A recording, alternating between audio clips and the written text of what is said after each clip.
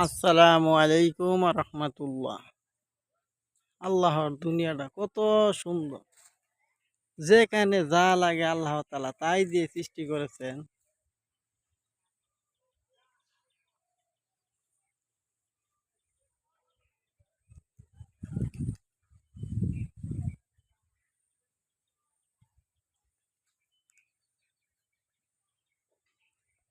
এটা হলো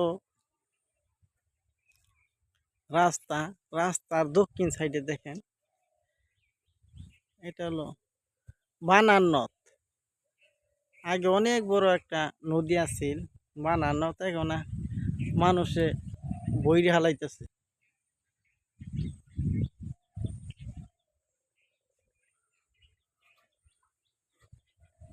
এই সড়কের